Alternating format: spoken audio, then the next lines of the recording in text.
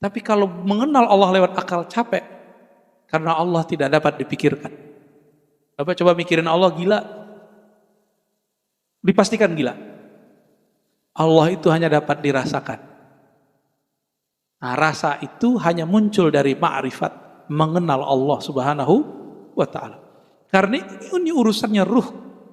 Mesti belajar kepada orang yang mengerti ruh, kolbu. Yang paling mengerti ruh dan kolbu adalah Rasulullah sallallahu alaihi wasallam, dan orang yang terhubung kepada baginda Rasul sallallahu alaihi wasallam. Ilmu ini jika dalam ilmu ibadat namanya mazhab, dalam ilmu tasawuf disebut thariqah. Jadi jangan alergi kalau nyebut thariqat gitu. Jangan kemudian terstigma dalam hati thariqat Naqsyabandi yang duluan puasa, bukan. Ya benar ya. Itu kita udah kena racun berita itu. Thariqat gila gitu. Belajar tasawuf gila untuk orang tua.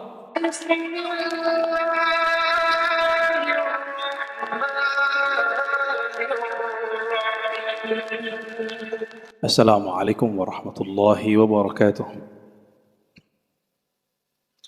Alhamdulillahilladzi bi ni'matihi tatimmu shalihat. Asyhadu an la ilaha illallah wa asyhadu anna Muhammadan abduhu wa rasuluh. Allahumma shalli wa sallim wa barik ala hadzal nabiyil karim. Allahumma shalli ala nabiyyina Muhammad al-fatih lima ughliqa wal khatim lima sabaq. Nasiril haqqi bil haqqi wal hadi ila siratikal mustaqim. Wa ala alihi haqqa qadrihi wa miqdarihil azim. Bapak Ibu jemaah subuh yang makan Allah, mohon maaf agak telat juga kita ya. Baru dari Caringin kita silaturahim kepada seorang kiai, umurnya sudah hampir 130. Jadi saya tanya, namanya Abah Abu Yazid.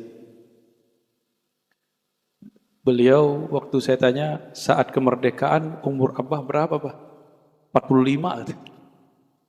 Kalau begitu sekarang berapa tuh Pak umurnya? Dan tidak uzur. Ngomong masih seperti orang biasa, ingatannya masih kuat. Ya. Sehat karena dulu suka jalan. Semoga Allah memberkahi hayat beliau. Ya. Ternyata dulu beliau berjuang bersama Soekarno. Dan beberapa ulama-ulama besar kita dan petinggi-petinggi negara ini juga udah sering ke sana. Alhamdulillah. Lalu kami silaturahim kebetulan ada haul, kami datang dadakan aja kepada haulnya Mama Falak ya. Ada Syekh Hakim bin Muhammad Falak Abbas ya. Itu juga sama. Mungkin Bapak Ibu sering mendengar ada kajian Abah Gurus Kumpul, sering ya? Orang Banjar, itu sangat saya rekomendasikan untuk didengarkan.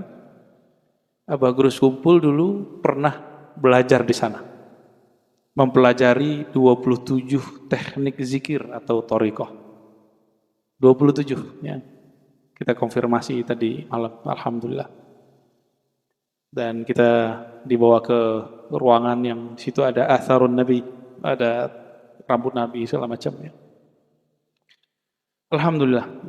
Nah, malam tadi kami banyak ngobrol dengan mungkin sering dengar Syekh Ammar yang dari Palestina. Ternyata beliau galau melihat kondisi dakwah di Indonesia hari ini. Ya. Banyaklah persoalan kita. Salah satu yang kami bicarakan adalah hal yang membuat umat Islam hari ini lemah.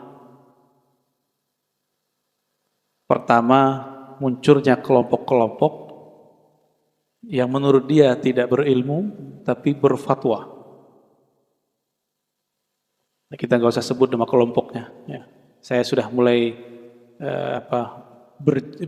berlatih juga untuk mengurangi menyebut nama-nama kelompok. Ya. Karena itu kebiasaan kampus sama pesantren. Di pesantren, di kampus kita biasa nyebut kelompok. Di dalam dunia dakwah kita coba untuk menguranginya. Dan yang kedua, beliau menyampaikan juga karena umat Islam mengharamkan ilmu-ilmu yang dapat dijadikan senjata. Ilmu apa itu? Ilmu yang bisa memperkuat kita dalam berdiskusi, berdebat. Ilmu apa Pak kira-kira namanya? Ilmu mantik, logika, dan filsafat. Itu pandangan beliau. Beliau S1-nya saya ingat saya di Mesir, dan di Mesir itu memang para masyayikh menganjurkan murid-muridnya untuk belajar dua ilmu ini, ilmu mantik, logika, dan filsafat. Dulu ilmu ini diharamkan oleh salah satu pergerakan agama, ilmu mantik, logika. Sampai-sampai dulu para filosof-filosof Yunani itu diburu, larilah mereka ke Siprus, ada satu pulau, lalu mereka bawa manuskrip, tulisan lama, tulisan tangan.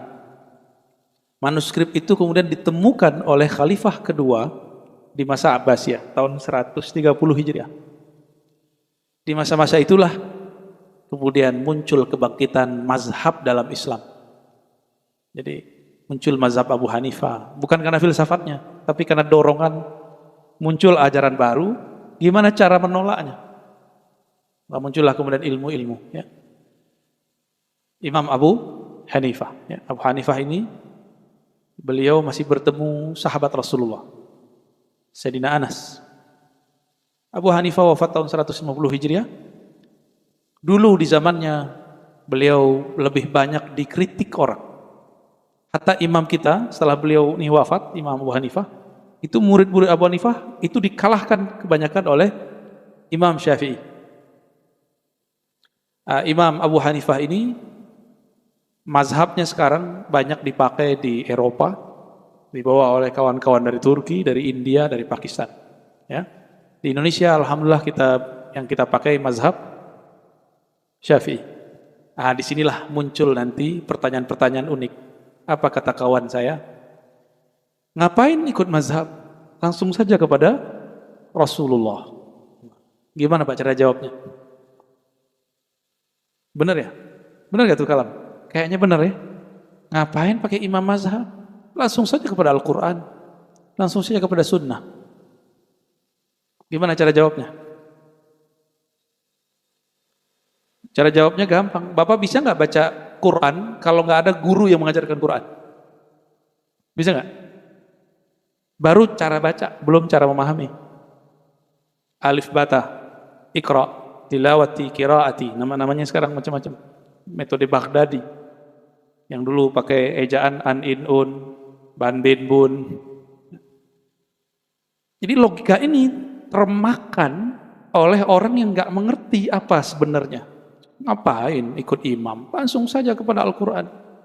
Padahal Al-Quran itu juga lewat imam. Imam kita tadi membaca surah dalam Al-Quran dalam riwayat Imam Hafs dari Asim. Maka tadi basmalahnya dijaharkan nggak? Benar.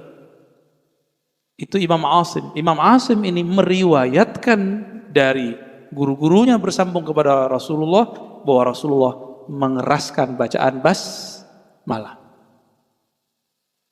Begitu. Berarti Quran nyampe ke kita lewat imam, itu baru cara baca. Muncullah namanya ilmu qiraat.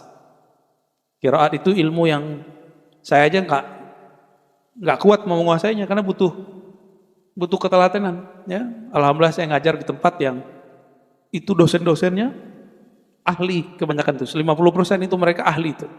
Saya ngambil berkah aja.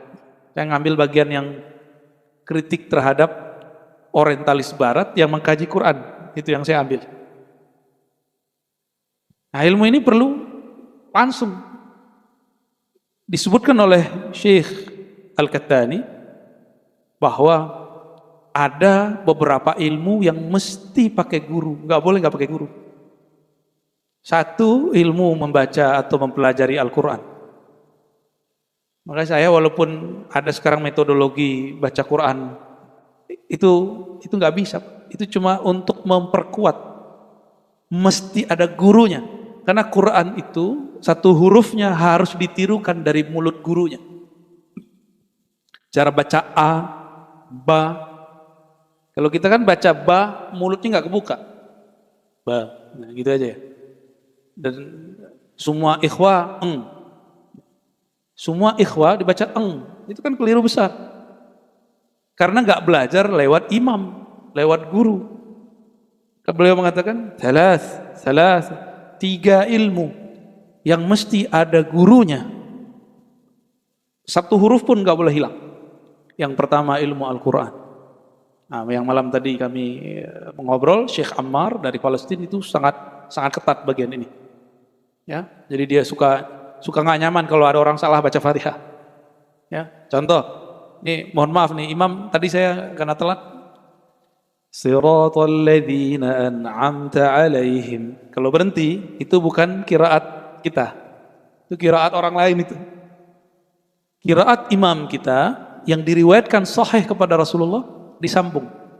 Siratal ladzina an'amta 'alaihim ghairil maghdubi 'alaihim waladdallin. Disambung. Mesti disambung. Jadi mulai hari ini tolong jangan dipisah. Kalau berhenti di 'alaihim, ulang lagi siratal. Ya. Ini sebagai contoh. Hatta berhentinya nggak boleh beda. Wakafnya nggak boleh beda. Wakaf artinya berhenti. Nggak boleh beda. Kira-kira seperti itu. Itu baru thariqatul qiraah, cara membaca. Maka lahirlah satu ilmu namanya ilmu tajwid. Ilmu tajwid. Sekarang kita lebih senang menyebutnya ilmu tahsin. Ilmu tajwid itu ilmu memberikan huruf sesuai dengan haknya. Dan cara membaca huruf keluarnya dari mana? Coba saya mau tanya Pak, huruf yang keluarnya lewat ketemu bibir, 2. Berapa huruf? Ba, apa lagi? Mim, ada lagi nggak? Pak, udah nggak masuk Pak, 2 aja. 2 aja. Mim dan ba. Jadi orang kalau ingin latihan vokal, jika dia punya basic belajar ilmu tajwid, itu akan lebih mudah. Karena kalau dalam ilmu tajwid yang aslinya, buka A itu harus dibuka mulutnya. A, I. Dan gak ada O atau on. Kan banyak tuh yang baca Quran. Qul ya ayyuhal kafirun. Dari mana itu belajaannya? Itu belajarnya lewat MP3 ya. Lewat YouTube kali belajarnya itu. Belajar Quran, bacanya pun mesti ngikutin guru, apalagi isinya. Wajib. Sehingga ada garansi bahwa yang kita pahami hari ini, yang kita baca hari ini sama seperti yang dipahami dan dibaca Rasulullah SAW. Garansi ini disebut dengan sanad atau silsilah ilmu. Nah, di kita ini ada IIQ, ada PTIQ. Itu mereka konsentrasi di bidang itu. Ya. IIQ dan PTIQ. IIQ S1-nya khusus perempuan, PTIQ kayaknya udah mulai campur. Nah, S2, S3-nya mereka campur. Dan itu luar biasa. Jadi kita kalau baca Quran, hati-hati kalau di belakangnya ada mereka, Pak. Ya, telinga mereka sering terganggu sama kita. Ya. Ilmu kedua itu ilmu tib, ilmu kedokteran. Itu nggak boleh cuma lewat baca jurnal. Ya, nah, ilmu kedokteran ini ada yang tradisional, ada yang modern. Nah, dulu orangnya disebut dukun. Sekarang dukun konotasinya negatif, ya. Sekarang kalah sama dokter. Ya, tanda kita emang berhasil dijajah oleh Barat. Dulu sebelum ada orang-orang Barat, kita nyebut adalah bahasa Arab tabib.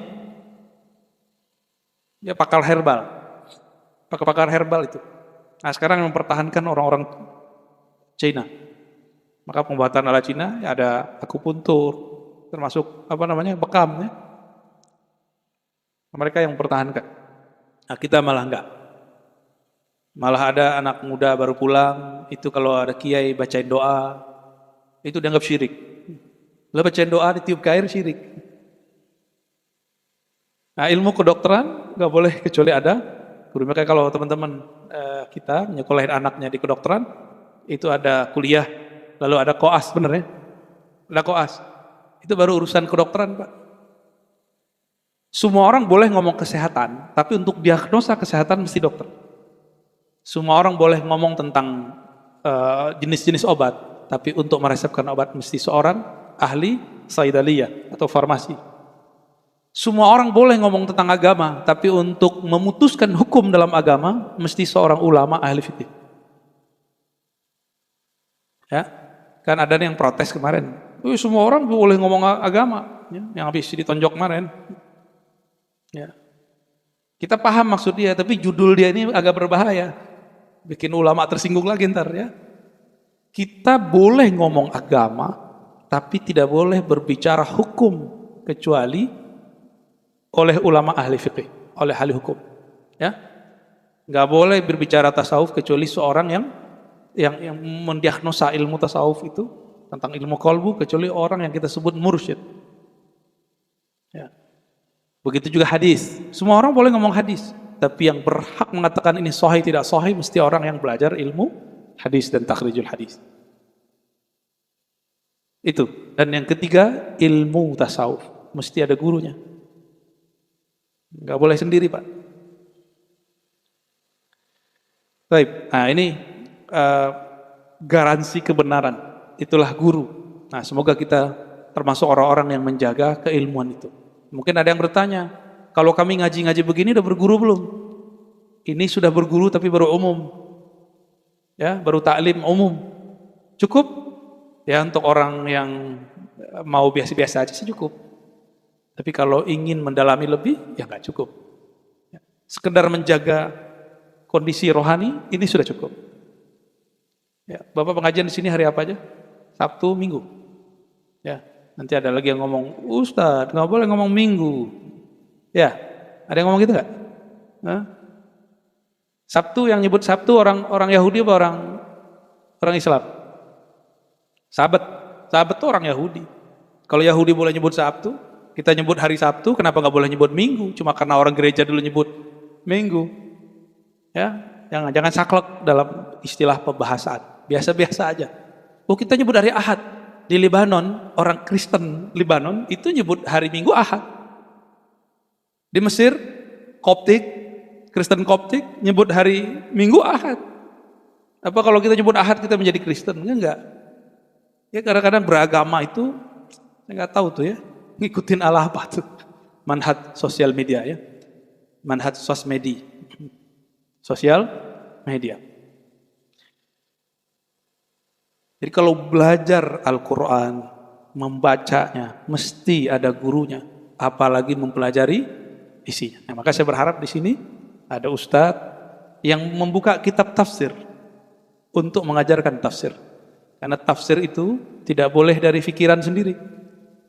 Man fassara al-Quran bi ra'yihi falyatabawwa maq'adahu minan nar. Siapa yang menafsirkan Quran dengan ra'yunya, dengan pandangan pribadinya atau hawa nafsunya, maka siap-siap tempatnya di neraka. Ya, jadi hati-hati, Pak. Kita harus berhati-hati. Nah, ini untuk menyegarkan keahlus sunnahan kita bahwa ahlus sunnah itu jaminannya adalah ilmu sanad, berguru. Mesti ketemu. Alhamdulillah hari ini cara ketemu banyak. Nggak ketemu fisik, ketemu di alam maya ya. Alhamdulillah. Tapi hati-hati di alam maya ini orang bisa memotong apa saja. Ini yang kemudian berbahaya. Sehingga nanti Bapak suudzon kepada seorang alim, seorang ulama cuma karena potongan tertentu. Disitulah nuzi'at ankumul barakah. Allah cabut dari kita keberkahan. Karena sudah mulai suudzon. Ya? Nah, ini kemudian yang membuat kita khawatir kalau orang belajar lewat sosial media. Ya. Karena sosial media sudah diisi oleh orang-orang yang kajiannya nggak jelas, maka kita wajib para ulama, para ustadz, pengurus masjid, orang yang aktif dalam dunia dakwah mesti mengisi kekosongan itu.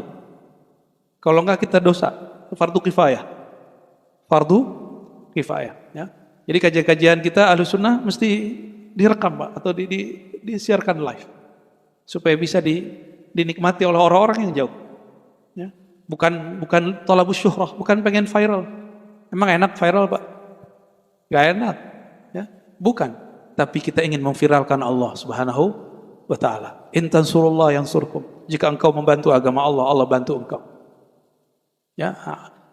Oleh karena itu juga guru kami dulu, salah satu mursyid rohani saya, dulu waktu saya masih remaja, bilang ya, kamu kalau belum berlatih khalwat namanya 7 kali, kamu belum boleh berdakwah Ar-Razi. Gitu. Saya pegang-pegang kalimat itu.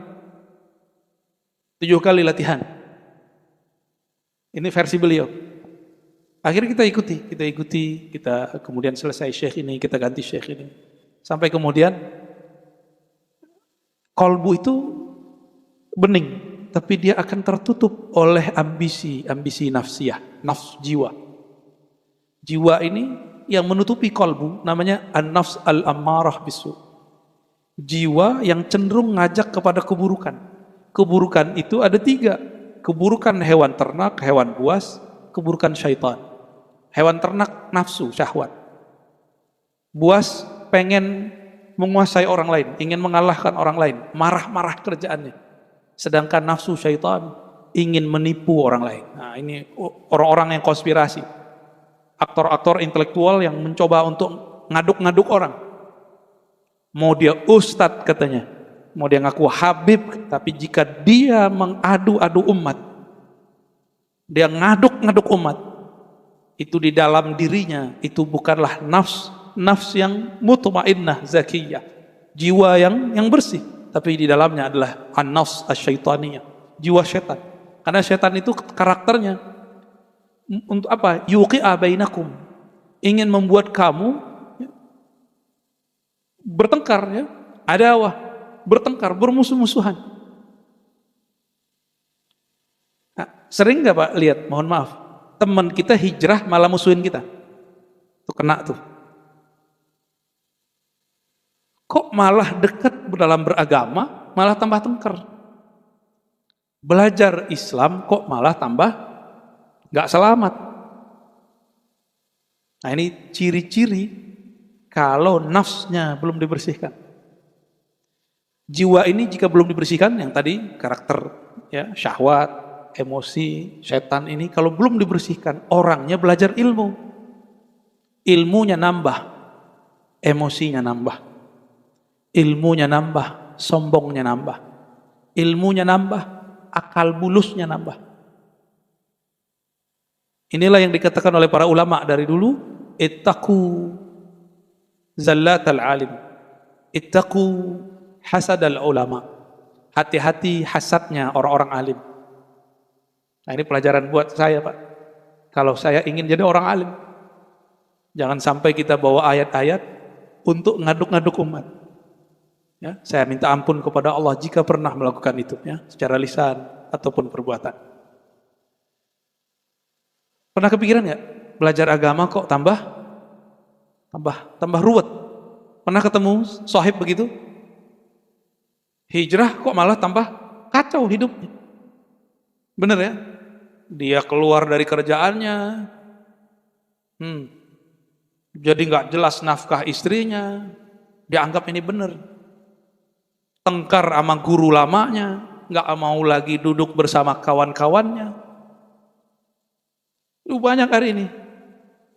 Padahal innamal mu'minuna ikhwah. Orang beriman itu hanya mereka lah yang benar-benar bersaudara. Iman itu sederhana aja, masih ada di kolbu kita la ilaha illallah Muhammadur Rasulullah, udah mukmin. Kita harus jaga persaudaraan dengan mereka. Siapapun mereka, berbeda mazhab tidak masalah. Apalagi cuma berbeda masalah sarung agak naik dikit sama kurang dikit. Ya. Cuma masalah jenggot, cuma masalah yasinan, kan lucu, Pak. Dulu di zaman Rasulullah orang nggak pernah tengkar masalah yasinan. Nabi cuma ngomong iqra'u yasin dalam mutaku, bacakan yasin untuk orang meninggal. Nggak ada debat-debat. Oh, hadis dhaif. Nah, itu kan perkataan hadis setelah. Dulu nggak ada orang debat. Kita yang debat. Kita yang ribet. Karena karakter di dalam ini pengen rusuh, ketemu masalah apa aja ingin rusuh. Nah, semoga ke depan muncul dai-dai, ulama-ulama yang bisa mengadamkan umatnya. Amin ya rabbal alamin. Ya. Ahlus sunnah wal jamaah ini cakupannya ada 4. Ini saya sudah sering sampaikan karena sudah lama, udah hampir 2 bulan ya kita nggak aktif, jarang kajian. Ahlus sunnah itu sesuai dengan hadis Jibril, hadis Sahih Muslim pertama, bab pertama, nomor pertama, Kitabul Iman. bahwa beragama itu mesti pertama akidah, yang kedua ibadah, yang ketiga ma'rifah, yang keempat akhiruz zaman. Ada 4, Pak. Pertama akidah, yang kedua ibadah, yang ketiga ma'rifah, yang terakhir akhiruz zaman. Ya. Apa maksud yang pertama? Ini kesimpulan daripada hadis itu, hadis 2 halaman. Ya, saya simpulkan aja. Ya. Pertama akidah, yang kita sebut hari ini rukun iman. Rukun bahasa Arab artinya tiang. Dan dalam rukun tersebut, Sayyidina Nabi SAW menyebutkan bahwa iman itu artinya tasdik di qalbu. Ini hati-hati. Ini orang kadang-kadang nanti akan menyebut beda iman cuma karena beda mazhab dan politik. Karena sudah mau dekat 2024, saya ingatin lagi, Pak. Ya. Apa itu iman? Tolong dihafalkan. Iman itu dibagi 2. Pertama asal, pokok, yang kedua cabang. Asal iman, bahasa Arabnya aslul iman at-tasdiq. Pokok iman, asalnya iman adalah membenarkan atau percaya. Percaya kepada Allah? Percaya, Pak? Percaya dengan semua kesempurnaan Allah? Masalah nanti kita berbeda makna Allah istawa, itu lain cerita. Yang penting percaya kepada Allah dan semua kesempurnaan Allah, ada titik.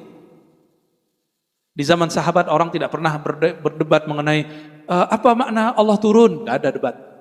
Apa makna Allah bersemayam, nggak ada debat. Istiwa, apa makna yadun, tangan, nggak ada debat. Semua orang Arab di masa Rasulullah yang sahabat-sahabat mulia semuanya menyerahkan maknanya kepada Allah Subhanahu wa taala. Ruh makhluk atau tidak, nggak ada pembahasan. Di Quran cukup dikatakan aku hembuskan ruh, selesai. Nggak ada perdebatan makhluk nggak makhluk. Sekarang orang rame, benar nggak? Ini akidah. Percaya kepada Allah, lalu rukun keenamnya paling penting. Jadi yang paling penting itu awal sama akhirnya. Percaya sama takdir. Jadi kalau orang tidak percaya sama takdir, berarti dia percaya sama Allahnya belum benar. Jadi percaya sama Allah sama takdir ini kayak 2 sayap. Sungguh aneh orang yang mengatakan saya percaya kepada Allah, tapi dia tidak terima takdirnya. Ini kita ngapa-ngapain pagi ini di barakah, ya Allah hidupkan kita kembali, kita berkumpul, ini izin Allah bukan? Pandemi kemarin terjadi dan itu betul-betul mencekam, izin Allah bukan? Izin Allah. Apa saja semuanya izin Allah. Maka kita mesti ridho apapun yang terjadi. Kita nggak tahu nanti ke depan apalagi ini virusnya. Wallahu a'lam bishawab. Cabang yang kedua, iman tadi apa? Tasdik, bahasa Arabnya tasdik. Membenarkan atau percaya. Percaya itu tidak boleh ada sedikit pun ragu. Ragu sedikit namanya syak. Pembukaan surah Al-Baqarah Alif Lam Mim, dzalikal kitabu la raiba fi. Itulah Alkitab, itulah Al-Qur'an yang tidak ada keraguan di dalamnya. Ragu enggak kepada Allah? Ragu enggak Allah menjamin rezeki kita? Enggak usah ragu, ragu batal imannya. Udah. Ya, ragu batal imannya, udah. Berburuk sangka kepada Allah batal imannya. Ini yang saya sering hikayatkan dalam banyak kisah, dalam banyak kajian. Abu Yazid Al-Bustami, Imam Kabir, disebut Sayyid Taifah. Beliau subuh-subuh biasa Pak, zikiran, wirid. Imam hafiz Quran, selesai sholat, dia lihatin Abu Yazid kok nggak beranjak. Udah syuruk dia tetap zikir. Diejeklah oleh si tuan guru ini, tuan imam ini. Apa kata si imam? Bayazid, kamu sarapan pakai duit apa hari ini? Pakai makanan apa hari ini? Itu ejekan. Orang-orang semuanya kerja, ente kok nggak kerja? Orang semuanya cari rezeki, kok ente malah duduk-duduk di masjid? Syukran. Jadi si imam hafiz Quran, tapi meragukan rezeki Allah, terhadap Abu Yazid. Dia lupa rezeki itu ada dua, ada yang kita cari rezeki, ada yang rezeki cari kita, Pak. Sepakat gak? Dulu waktu Bapak Ibu masih kecil, saudara-saudara masih kecil, rezeki mendatangi kita atau kita yang cari rezeki? Sebenarnya hatta liyom sampai sekarang begitu. Cuma kita kegeeran. Kita ngerasa kita lah yang kerja. Padahal Allah lah yang menghantarkan rezeki itu. Inilah makna wa mimma razaqnahum yunfikun. Di antara apa yang kami rezekikan kepada mereka, kami yang beri rezeki, mereka infakkan. Nahnu narzuqukum. Kamilah yang memberi rezeki kamu. Cuma kan nggak kelihatan begitu ya, karena kita terhijab, terhalang untuk memandangnya. Coba ingat-ingat waktu kecil. Dulu kayaknya nggak ada yang ingat, termasuk aneh nggak ingat. Di perut ibu kita dulu gimana, Pak? Ibu-ibu ada yang ingat gak ngapain anaknya waktu di perut? Apalagi kita, gak ada yang ingat. Ada yang ingat, Pak? Dulu ngapain minum air ketuban? Ya? Ibu cuma makan. Siapa yang mengalirkan rezeki kepada jabang bayi di dalam? Bukan sang ibu. Itulah kinerja Allah Subhanahu wa ta'ala. Bayi kalau lapar pakai GoFood nggak, Pak? Atau nelpon nggak? Atau cukup? Ya. Kadang-kadang nggak perlu begitu, ibunya sudah tahu kapan untuk menyusui anaknya. Itu cara Allah menghantarkan rezeki. Sampai sekarang begitu. Jadi rezeki itu kata Sayyidina Ali, ada kalanya engkau yang mencarinya, yang engkau lihat. Ada kalanya engkau dicari olehnya. Ya, termasuk jodoh. Jodoh itu bagian rezeki. Bagian rezeki, Pak. Ibu yang belum berjodoh. Dan rezeki itu terbagi dua. Ada rezeki mati, materi, ada rezeki ghair mati, rezeki keruhanian. Apa contohnya rohani? Kajian-kajian yang dapat menenangkan kolbu, melapangkan pikiran, itu termasuk kajian-kajian yang disebut rezeki rohani. Imam kita hafiz Quran, itu rezeki rohani. Ustadz kita ngerti isi Quran, itu lebih tinggi lagi dari hafiz. Jadi Bapak yang beruntung secara rezeki zahir, rezeki materi, berbagilah dengan mereka yang dapat rezeki batin. Ya, yang dapat rezeki batin membagi ilmu rohaninya, yang dapat materi berbagi materinya. Itu baru disebut saudara. Ya, baru disebut saudara. Makanya di dalam Al-Quran, hadisnya, kalau di hadis lebih jelas, man katama ilman uljima bilijabin minan nar. Orang yang menutup-nutup ilmu, padahal ilmunya sudah diminta keluar, akan dicambuk, dipukul dengan alat pukul dari api neraka.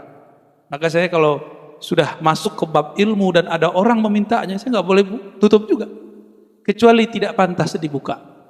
Maka kita katakan, kamu datang ke tempat saya hari ini, hari itu, nanti saya jelaskan. Nah itu ya. Suatu kali saya berguru kepada Syekh Badi' Sayyid Al-Laha, ngaji ilmu hadis. Lalu saya bertanya bab yang ternyata itu bab pertengahan di kitab. Kita baru seperempat. Apa kata beliau? Isbir ya akhi. Sabar Tuan. Ya. Sabar saudaraku. Ya. InsyaAllah ba'da salasati abwab sanatakallaman. Setelah 3 bab nanti kita akan ngomongin masalah itu. Ini orang baru hijrah, udah berani ngomong sunnah bid'ah. Padahal sunnah bid'ah itu bukan wilayah orang awam. Sunnah bid'ah wilayah ahli hukum.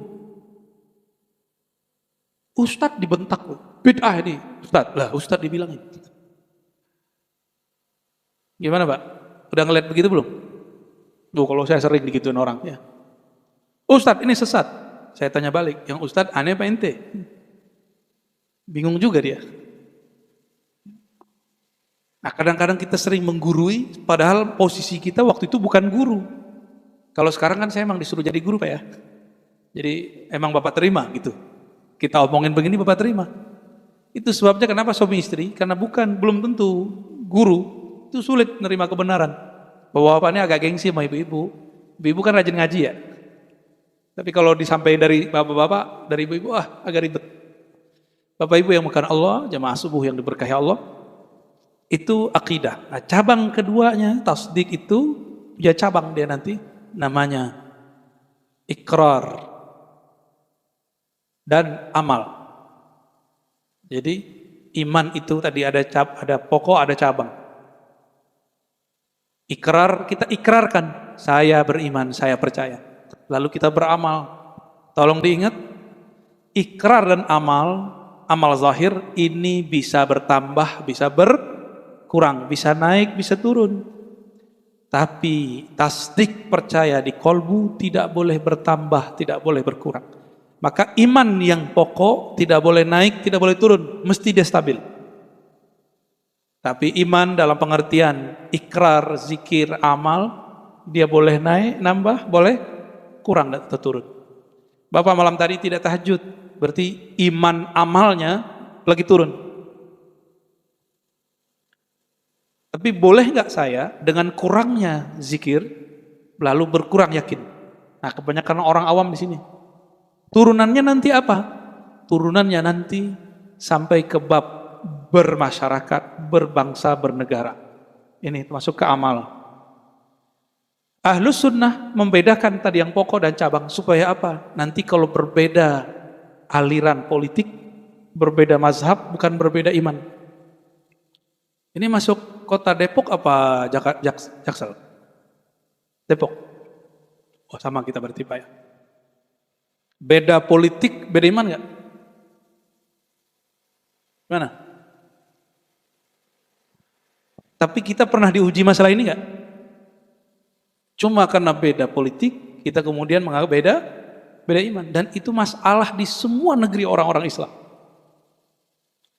Dari zaman Sayyidina Ali dikafirkan karena beliau mengalah dalam bab politik. Muawiyah dikafirkan karena beliau menggunakan diplomasi dalam politik. Pendiri bangsa ini, Bung Karno, saya kan malam tadi konfirmasi kepada sahib beliau, itu Abah Abu Yazid, ya. Bah, benarkah Soekarno itu wali? Menurut Abah, oh iya, wali Allah. Gimana, Pak? Oh, ini bukan masalah partainya apa, partai anaknya apa, itu saya nggak ada urusannya. Partai anaknya kan macam-macam. Dulu ada siapa gitu ya, beda-beda partai anak, itu saya nggak ada urusan. Saya cuma berurusan dengan sejarahnya dan persaksian ulama tentang itu. Ya. Namun Soekarno, karena dia dulu melihat Majelis Konstituante itu nggak berhasil buat dekret, lalu mengajukan Manhajul Jama'i wa Taufiq, menggabung beberapa ideologi yang disebut Na-Sa-Kom. Waktu itu saya diceritakan oleh salah seorang habib, seandainya salah satu organisasi besar di negeri ini tidak mendampingi Soekarno, maka yang terjadi cuma Nakom, NASA, gimana? NASA, Naskom jadinya, A-nya hilang. Maksudnya apa? Kalau tidak ada ulama yang dulu membersamai beliau, cuma nasionalis, komunis. Maka majulah para masyayikh ya, seperti Mbah Kiai Wahab Hasbullah. Saya sudah ziarah ke sana sebelum Ramadan. Beliau kemudian dengan tegar membersama itu. Dan ya, tentu hasil diskusi. Maksud kamu ada ini apa? Komunis, tidak bertuhan atau cuma semacam ideologi politik. Ramai itu. Akhirnya Mbah Abdul Wahab Hasbullah pun dituduh komunis. Tapi yang korban komunis dulu siapa? Ulama-ulama ahlus sunnah. Orang-orang ya, pesantren, kiai-kiai pesantren dulu dibunuh oleh mereka. Yang sekarang kita tuduh mereka juga komunis. Jadi tema ini agak sensitif dari dulu ya. Yang pasti kita tidak akan mengambil ideologi ini, karena ideologi ini sudah diharamkan di negeri ini. Sudah diharamkan dari sebelum-sebelumnya. Tapi orang-orang kita kayak punya ini, stigma. Bapak kalau sakit kepala nyebutnya obatnya apa? Bodrek gitu ya. Apalagi Pak kalau apa namanya itu? biar nggak masuk angin, itu dioles apa? Minyak apa gitu. Kita sudah terstigma menyebut. Sekarang stigma itu sama, beda sama kita komunis. Gitu. Itu nggak adil. Itu nggak adil ya. Beda dikit, beda. Itu nggak adil ya. Kita harus adil dalam memberi cap kepada orang. Ya. Jadi jika berbeda nanti dalam bab politik, iman kita tetap sama. Ya. Jangan sampai masjid kita ini nanti salah satu masjid yang bertengkar masalah itu. Ya. Mohon dipesankan kepada semua ustadz yang ngajar. Kita ngomong politik akhlak, politik praktis, cukup ahli politik di luar masjid. Di sini hanya ngomong politik akhlak. Ini ada rahasia, Pak. Berpolitik berkuasa sebenarnya salah satu jalan menjadi kekasih Allah. Makanya 7 golongan yang dilindungi Allah pada hari kiamat. Nomor pertamanya bukan ulama. Nomor pertamanya siapa? Imamun adil. Pemimpin yang adil. Makanya ujiannya paling berat. Nabi juga mengatakan ya, orang-orang yang paling sial, paling banyak dibenci di akhir zaman itu orang-orang yang mengambil kepemimpinan. Benar ya? Nah, kita doakan para ulama kita, pemimpin-pemimpin kita semuanya dijaga oleh Allah Subhanahu wa taala ya. Yang kedua tadi akidah, yang kedua ibadah. Nah, ibadah inilah yang diriwayatkan oleh ulama mazhab. Muncullah 4 mazhab. Di sini tadi pakai kudut? Pakai. Orang yang salah faham dikira, oh itu Imam Syafi'i. Yang tidak faham menganggap berkunut itu cara sholat Imam Syafi'i, bukan cara sholat Nabi. Nah ini logika yang kacau itu. Nabi itu cara sholatnya sangat beragam. Kadang beliau berkunut, kadang tidak berkunut. Nah, Imam Syafi'i, karena ada 2 riwayat yang berbeda, beliau mengambil satu riwayat bahwa Nabi tidak pernah meninggalkan kunut sampai wafat. Beliau ngambil riwayat itu. Atas dasar itulah dari mazhab Syafi'i, kemudian kunut menjadi salah satu hal yang utama di waktu subuh. Beliau tahu kalau ada riwayat bahwa Nabi tidak berkunut, ngerti. Cuma ada riwayat bahwa Nabi ya, tidak meninggalkan kunut hatta yafruqa minad dunya, sampai kemudian wafat. Nah, Bapak sering menyebut hadis riwayat Bukhari, Muslim, Abu Daud, Tirmizi. Itu namanya riwayat teks hadis, mazhab Imam Bukhari, mazhab Imam Muslim, kalau boleh disebut. Itu riwayat teks hadis. Pemahaman hadis itu diriwayatkan lewat ilmu fikih. Pemahaman hukum. Maka jika disebut mazhab Syafi'i, boleh juga kita artikan pemahaman yang diriwayatkan Imam Syafi'i yang bersambung kepada Rasulullah sallallahu alaihi wasallam. Jadi orang yang bermazhab Syafi'i ikut Rasulullah sallallahu alaihi wasallam. Sebagaimana orang ikut Imam Bukhari, ikut Rasulullah. Ngapain? Ikut Syafi'i, Bukhari aja. Ada yang ngomong gitu? Imam Bukhari murid dari muridnya Imam Syafi'i. Jangan kebalik-balik. Beliau berguru kepada Al-Humaidi. Al-Humaidi adalah murid dari Imam Syafi'i. Kita ngiranya Bukhari sezaman sama Nabi. Enggak. Yang lebih dekat zamannya dengan Nabi, Imam Syafi'i. Ya. Dan yang ketiga, ma'rifat. Ma'rifat inilah yang melahirkan satu ilmu yang disebut tasawuf. Semoga di sini sudah ada ustadznya yang mengajar tasawuf. Udah Pak. Udah ada ya? Mestinya udah. Dan yang afdal pakai kitab. Belajar tasawufnya pakai kitab. Risalah Kusyairiyah kah? Mukhtasar Ihya kah, Bidayatul Hidayah, apa saja. Yang penting ada kitabnya, biar nggak ngulang-ngulang. Saya alhamdulillah semenjak dari 2015 sampai sekarang concern menghidupkan kajian berbasis kitab, walaupun di masjid. Walaupun audiensnya tidak bisa baca kitab, nanti kita terjemahin. Ya, masa saya suruh bapak nyantri kan? Nyantri udah tua-tua gini kan lucu. Mau dimarahin gimana? Ya, ketemu saya santri saya kemarin, nggak pernah ke luar negeri Pak, tapi sekarang jadi translator Syekh dari Palestina. Karena dulu hampir setiap hari sama kita ajar 1,5 jam sampai 2 jam dalam bahasa Arab. Jadi saya belajar bahasa Arab dan praktek itu enggak pekan Arab gitu, enggak. Sehari cukup 2 jam, 1 jam. Itu sudah cukup. Nah, kita bersyukur, alhamdulillah. Enggak pernah kuliah di luar negeri, tapi menerjemahnya alhamdulillah lebih bagus. Alhamdulillah. Ya. Ini ilmu ma'rifat. Ma'rifat artinya mengenal Allah dengan qalbu atau rohani. Ilmu ini puncak daripada Islam, iman atau ibadah dan akidah. Jika bapak, ibu, saya tidak mengenal Allah, maka sholat subuh terasa beban. Berzakat, bersedekah terasa beban. Tapi kalau sudah kenal Allah, jangankan subuh, tahajud pun terasa ringan.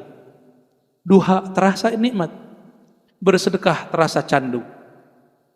Udah begitu belum, Pak? Belum ya? Berarti belum kenal Allah tuh. Baru percaya doang, belum kenal. Kenal belum, percaya udah. Dalam bahasa Arab, itu berbeda ma'rifat dengan i'tiqad. I'tiqad diyakini, dipantapkan. Sedangkan ma'rifat knowledge-nya, pengetahuannya. Mengenal Allah ini ada caranya.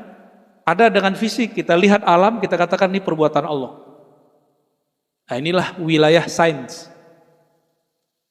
Agak lebih tinggi, filosof atau orang-orang yang ahli-ahli ilmu hikmah, bukan ilmu hikmah kebijaksanaan. Mereka menggunakan akalnya. Atau ahli kalam, ahli akidah. Mereka mengenal Allah dengan akal. Tapi akal ini tidak bisa memikirkan sesuatu yang tidak pernah terlihat. Maka akal karena tidak pernah melihat Allah, dia perlu menganalogkan, mengkias-kiaskan, mencontohkan Allah itu gimana, sifatnya gimana. Seperti Bapak ini, kalau diceritakan masalah suatu benda makanan yang belum kita makan, teman kita kasih contoh, rasanya mirip sama ini gitu. Contoh buah yang nggak ada di Indonesia tapi ada di Eropa, buah apa Pak? Itu blueberry ya. Bener nggak ada kan di Indonesia? Terus kita bilang mirip-mirip sama anggur, kebayangnya anggur. Itu akal begitu. Akal seperti itu. Ya, akal perlu contoh-contoh analog. Tapi kalau mengenal Allah lewat akal capek, karena Allah tidak dapat dipikirkan. Bapak coba mikirin Allah gila, dipastikan gila. Allah itu hanya dapat dirasakan. Nah, rasa itu hanya muncul dari ma'rifat, mengenal Allah Subhanahu wa ta'ala.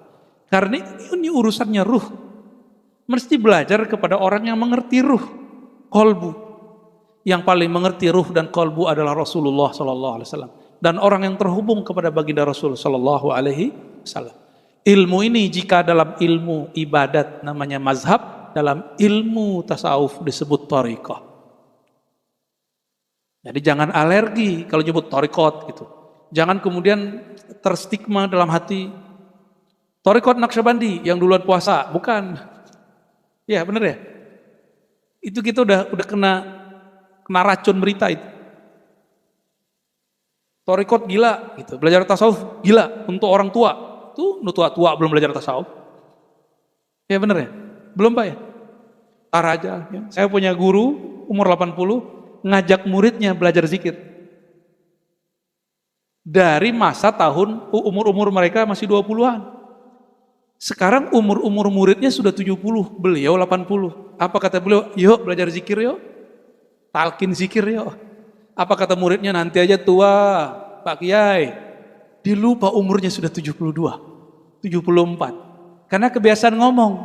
Pak Kiai ntar aja tua, udah pensiun. Sekarang bubar pengajiannya, karena guru saya sudah nggak sanggup. Jalan-jalan jauh. Belajar hikam, sama belajar Ihya Ulumuddin. Ya, 1-2 kitab yang luar biasa. Nah, jadi jangan diundur-undur Pak untuk belajar. Jangan diundur lagi. Kita nggak tahu nasib kita gimana ntar. Ya.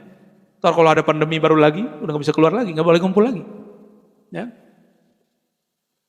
Nah, ilmu ma'rifat ini diturunkan lewat ulama-ulama tasawuf. Ulama tasawuf ini berbeda dengan thariqah. Nah, tasawuf itu ujungnya mengenal Allah beribadah seakan memandangnya atau merasa dipandangnya. Kalau thariqah baru metode. Maka jangan heran jika ada orang berthariqah masih tengkar. Thariqah A merasa lebih baik dari thariqah B, karena thariqah belum tentu sampai kepada tasawuf. Tasawuf itu ujungnya akhlak kepada Allah, akhlak kepada makhluk. Kalau thariqah baru metode. Maklum mereka baru masuk dalam dunia metode.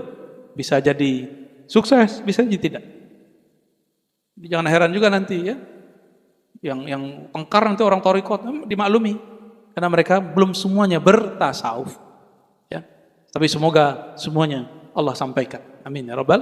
Dan terakhir, semoga ini jadi kurikulum di masjid ini, belajar tentang akhir zaman. Mengenal akhir zaman kaedahnya cuma satu.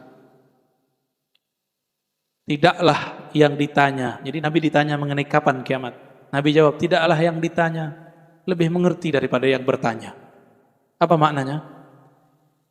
Kapan kejadian keluarnya Dajjal, munculnya Al-Mahdi? Ini ada hoax, Pak. Saya dituduh orang Al-Mahdi. Yang benar nama teman saya Mahdi, baru benar. Itu hoax, super hoax ya. Al-Mahdi itu pasti seorang Sayyid, Habib. Saya bukan Sayyid, saya bukan Habib. Maka sudah batal, nggak masuk kategori. Al-Mahdi itu kriterianya orang yang paling kenal Allah. Saya bukan orang yang paling kenal Allah. Saya cuma kebetulan ya dapat guru-guru yang membimbing ke jalan Allah. Maka yang membuat hoax ini atau yang meyakini itu, tolong dihapus kembali, tolong ditarik kembali. Ya, jangan anggap kita Al-Mahdi. Kita hanya merindukan. Semoga kalau umur panjang kita bertemu dengan imam tersebut dan kita ikut beliau. Dalam akidah Ahlussunnah, salah satu akidah Ahlussunnah bahwa Nabi Isa pasti turun. Imam Mahdi keluar, Dajjal muncul. Hadisnya sahih semua. Hanya orang-orang belakangan yang mengatakan, wah itu definisinya begini, itu urusan dia lah. Ya. Bagaimana caranya nanti? Karena belum terjadi, kita belum bisa jawab. Tunggu aja nanti. Ya. Mengenal persoalan Nabi Isa, apalagi Imam Mahdi, Dajjal, tanda-tanda kiamat, ini ilmunya disebut ilmu ma'rifat akhir zaman. Ini mesti dikaji juga supaya tidak terjebak kepada cocok logi. Salah satu ilmu baru hari ini ya, ilmu cocok-cocokan. Ini semoga menjadi kurikulum di masjid kita yang kita cintai ini, biar sempurna beragamanya. Pertama belajar akidah, ya, akidah Ahlussunnah tentunya. Ibadah, maka di sini harus ada yang ngajarin mazhab Syafi'i pakai kitab. Tidak hanya teori, kalau bisa ada prakteknya. Kalau bab wudu dibawa alat wudunya, praktek wudu. Mandiin mayat, kita praktek mandiin mayat. Mandi junub, caranya Pak, walaupun nggak perlu ganti baju di sini, jangan ya, caranya aja. Sholat, supaya orang nggak ngaku sholatnya itu seperti sholat Rasulullah paling benar. Mesti semuanya diikuti ya. Siap ya Pak pengurus ya? Diobrolin sama para ustadznya. Supaya ngajarnya di sini pakai kitab bersanad. Nyambung kepada Rasulullah dan para imam-imam ya. Barangkali itu, karena waktunya cuma sampai jam 6. Alhamdulillah. Cukup? Dua aja kita.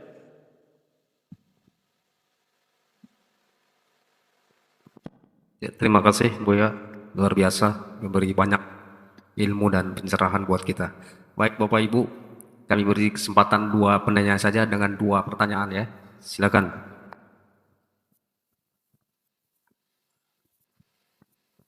Assalamualaikum warahmatullahi wabarakatuh. Terima kasih Pak Ustadz, kajian yang sangat luar biasa. Saya simpel aja Pak Ustadz, bagaimana kita menyikapi dan mempercayai bahwa takdir yang sudah ditetapkan Allah itu di Lauhul Mahfuz sebagai satu pedoman kita. Paralel dengan itu, bagaimana juga kita menyikapi satu kondisi yang harus kita upayakan dengan sebuah usaha dari diri kita sendiri terhadap satu kondisi. Dengan arti sampai batas mana limit itu, gitu, supaya kita tidak Salah paham. menyimpang. Ya. Gitu. Terima kasih. Assalamualaikum warahmatullahi wabarakatuh. Assalamualaikum warahmatullahi wabarakatuh. Dulu waktu membahas takdir, pecahlah umat Islam menjadi 2 kelompok. Kelompok pertama namanya Qadariyah. kelompok yang mengatakan takdir di tangan makhluk. Kalau di Cina itu aliran Taoism. Ya. Takdir itu nggak ada, kita yang buat takdir sendiri. Itu aliran Qadariyah, bukan Qadiriyah. Qadiriyah pengikut Syekh Abdul Qadir Al-Jilani. Ya. Qadariyah ini banyak dipakai oleh aliran-aliran Mu'tazilah. Dan orang-orang salah paham hari ini dikira kalau ikut Qadariyah, kelompok yang mengatakan takdir di tangan kita, kita akan maju. Itu keliru besar. Nggak ada hubungannya.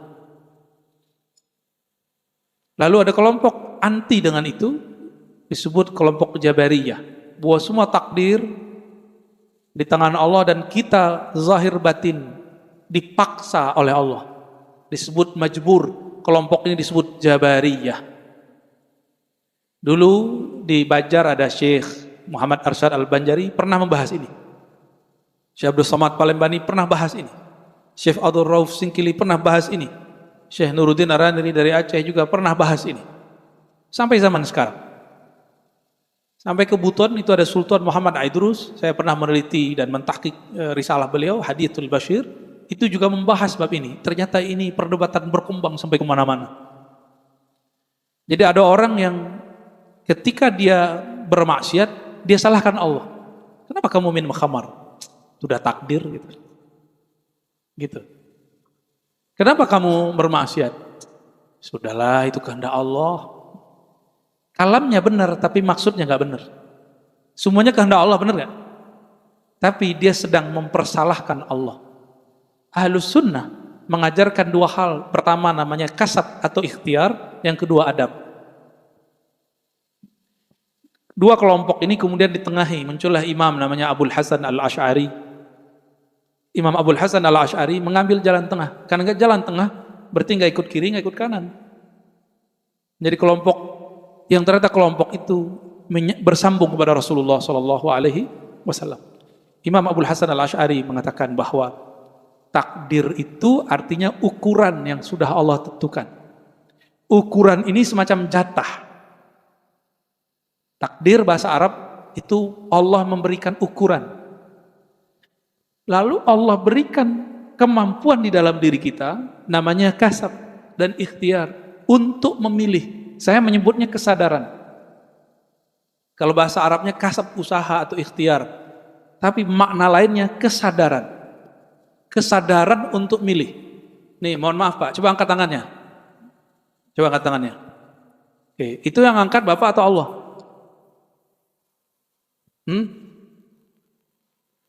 Kita memilih untuk mengangkat.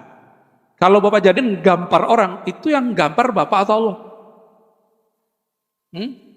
Kita yang gampar. Kita nggak boleh mengatakan Allah lah yang menggampar. Nggak boleh.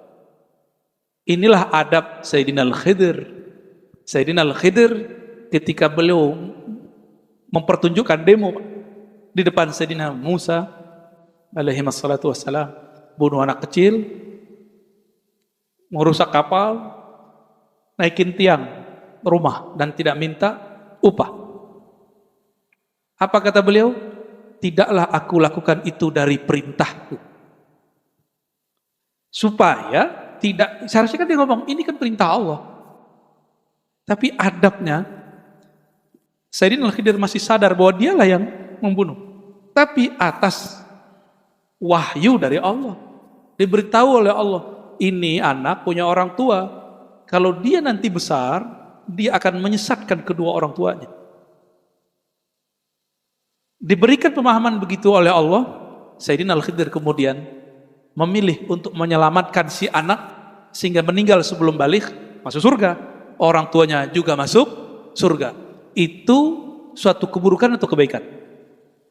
Tapi zahirnya dibunuh. Kira-kira begitu. Sayyidina Al-Khidir sadar dalam membunuh anak kecil itu.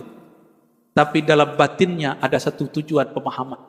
Maka dia tidak mengatakan yang membunuh Allah. Enggak. Gitu ya. Bisa memahaminya, memilah-milahnya. Maka kita ada satu bab setelah ikhtiar dan kasab yang disebut adab.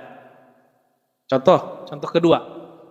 Kalau dapat benda baru, kita dikasih Allah kasih rezeki mobil baru, rumah baru, apapun yang baru, lalu kita berdoa, Allahumma inni as'aluka khairah wa khaira ma jabalta alaih wa khaira ma fihi wa khaira ma jabalta alaih. Ya Allah, aku memohon kebaikan yang ada di dalamnya dan kebaikan yang Engkau letakkan di dalamnya. Tapi giliran buruk, kita nggak boleh ngomong, ya Allah aku minta kebaikannya dan keburukannya dan keburukan yang Engkau letakkan, nggak boleh. Allahumma inni a'udzubika min syarriha wa min syarri ma fiha. Selesai. Enggak boleh ngomong wa min syarri ma jabalta fiha, dari keburukan yang engkau taruh di dalamnya. Enggak boleh. Itu bab adab. Inilah perbedaan akidah orang yang bermakrifat. Itulah gabungan antara akidah dan makrifat. Orang cuma belajar akidah, enggak sopan pada Allah. Tuh jadi qadari amal. Ya berarti itu mereka enggak punya makrifat. Saya usut-usut, dari mana Imam Abul Hasan Asy'ari paham ini? Ternyata beliau pernah berguru kepada Imam Ruwain, Imam Junaid Al-Baghdadi. Pernah berguru kepada imam-imam ahli rohani, imam-imam yang mengikuti pola-pola Nabiullah Khidir, yaitu ikhtiar dan adab. Gitu Pak. Ya. Dikunyah-kunyah aja dulu Pak. Ya, insyaallah bermanfaat. Cukup? Satu lagi.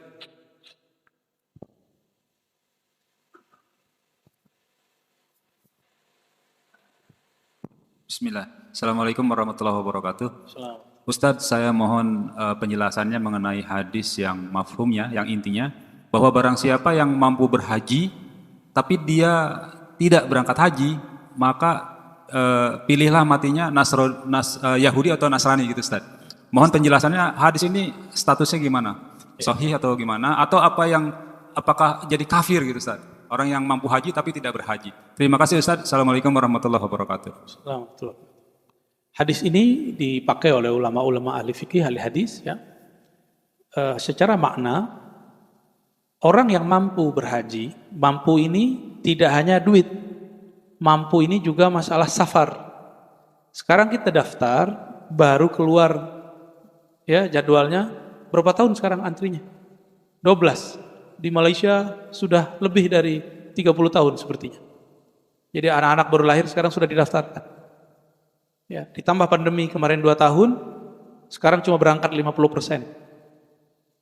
Saya aja diundur lagi Pak. Tapi semoga ntar ada jalan, biar jalan tol cepat nanti. Amin. Ya. Kata sanggup di situ, lalu dia sanggup tidak berangkat. Artinya apa? Dia sanggup tidak ada halangan. Maka istita'ah ini sekarang tidak hanya 2. Dulu kan istita'ah itu 2, kemampuan. Dulu cuma harta dan badan. Enggak, sekarang juga masalah kebijakan. Nomor 3. Urusan negara dan negara. Kalau zaman dulu enak, punya duit berangkat pakai kapal. Tapi meninggal di tengah jalan. Di kapal meninggal, kapalnya tenggelam. Banyak dulu Pak Haji pulang cuma nama. Tapi Pak Haji dulu pulang pasti alim. Karena dia tinggal berbulan-bulan, bertahun-tahun di tanah Mekah. Pulang pasti bisa bahasa Arab dan bawa kitab.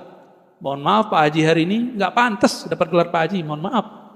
Ya, silakan tersinggung Pak ya. Pak Haji dulu pasti bisa baca kitab. Maka kalau kenalan sama orang jangan bilang saya Pak Haji Fulan. Nggak pantas. Ya, nggak pantas Pak. Maka dulu dalam sejarah haji Indonesia itu ada beberapa buku. Semua orang yang hujjat, para haji, pulang-pulang, bawa keilmuan, bawa ijazah keilmuan. Semuanya bawa. Dan mereka pulang ganti nama. Kiai Ahmad Dahlan itu namanya dulu Muhammad Darwish. Pulang-pulang, dikasih nama sama gurunya, untuk mengambil keberkahan nama Imam Said Ahmad Zaini Dahlan. Imam pemberantas ajaran Wahabi. Maka dikasih namalah beliau Ahmad Dahlan. Berharap pergerakan beliau nanti jauh dari pengaruh Wahabi. Ya. Kira-kira gitu Pak. Jadi mesti istita'ah itu 3. Ya, harta, kesehatan, ketiga kebijakan. Nah, jika ini sudah cukup, lalu tidak berangkat, maka pilihlah mati Yahudiyan atau Nasraniyan, itu benar. matinya sebagai orang Yahudi atau Nasrani. Karena dia tidak menjalankan ajaran Islam. Inilah enaknya rukun Islam. Nggak sanggup, cukup 4. Syahadat, sholat, puasa, zakat. Kalau ada kesanggupan 5. Ya. Nggak, ketika ada kesempatan Pak, umroh aja Pak. Kita nggak tahu kapan bisa berangkat. Ada kesempatan umroh. Ya, ini mumpung lagi dibuka lagi nih. Udah umroh aja berangkat. Kalau nggak mungkin untuk pergi haji. Umroh ini kan haji juga Pak, haji kecil. Ya. Di kampung saya dulu kalau orang umroh itu dipanggil haji juga. Haji-hajian. Kita doakan ini kemarin pelepasan pertama orang-orang berangkat haji. Barangkali itu bukan hanya Indonesia. Barangkali semua negara, baru kita yang awal kali ya. Kayaknya kita awaluman, ya, orang-orang yang pertama kali melepas. Kita doakan para haji, baik laki-laki perempuan, dijaga oleh Allah SWT, hajinya mabrur dan kita juga segera dihantarkan ke sana. Amin ya rabbal alamin. Al-Fatihah. Bismillah. Suratul ladzina an'amta alaihim. Allahumma rahman rahim karim azim. Ya man yudabbirul lail wan nahar. Shalli ala nabiyina Muhammad. Ya Allah yang mengatur siang dan malam, yang menggerakkan badan kami, yang mengalirkan darah dalam tubuh kami, yang membuat gerakan denyutan di dalam jantung kami, yang mengatur kedipan pada mata kami, yang menumbuhkan satu helai rambut di badan kami. Ampunkan kami ya Allah. Dosa kami ada di setiap bagian tubuh ini ya Allah. Belum lagi dosa batin, dosa kalbu ya Allah. Dosa merasa lebih baik, lebih suci dari orang ya Allah. Merasa lebih alim daripada orang lain ya Allah. Merasa paling benar. Dosa iri dan dengki. Dosa berprasangka buruk kepada makhluk Engkau. Dosa-dosa yang kami tidak mungkin sebutkan satu persatu. Maka kami mengakui di hadapan-Mu ya Allah. Kami ini pendosa ya Allah. Maka dengan ampunan dan rahmat-Mu ya Allah, faghfirlana wastur auratina. Ampunilah kami, hapuslah dosa-dosa kami dan tutuplah aib kami di sisi-Mu dan di sisi makhluk-Mu. Allahumma adfa'anna al-bala' wal waba' wal fahsya' wal munkar. Ya Allah, tolaklah, jauhkanlah bara bencana, keburukan dari kami, khususnya orang-orang yang percaya kepada Engkau. Wabil khusus lagi ya Allah pada negeri ini. Wabil khusus lagi ya Allah kepada orang-orang yang hadir atau mendengarkan kajian ini. Ya Allah, kalbu kami gelap, kalbu kami berkarat. Namun dengan cahaya-Mu yang tak terbatas ya Rabb, penawwir qulubana wamla' qulubana bima'rifatik. Maka berilah cahaya kalbu kami dengan cahaya-Mu. Bersihkanlah kalbu kami dengan nur-nur ilmu-Mu. Allahumma ya Rahman ya Rahim ya Karim ya Azim, wahai yang Maha Pengasih Penyayang, penuhi kalbu kami dengan kasih sayang, sehingga kami juga menyayangi makhluk-makhluk-Mu, mencintai orang-orang yang mencintai-Mu. Warzuqna hubbaka wa hubba ma yuhibbuk, waj'alna 'ala 'amal alladhi yuballighuna ila hubbik ya Allah. Berikan kami cinta, rasa kenal kepada Engkau. Jika tidak ya Allah, maka berikan kami rasa cinta kepada orang yang kenal kepada Engkau. Dan berikan kami keistiqomahan ya Allah dalam mengamalkan sesuatu yang menghantarkan kami menjadi cinta kepada Engkau. Ya Allah, ya Rahman, ya Rahim, ya Karim, ya Azim. Salli ala nabiyina Muhammad wa ala alihi wa sahbihi wa barik wa sallim. Walhamdulillahi rabbil alamin. Assalamualaikum warahmatullahi wabarakatuh.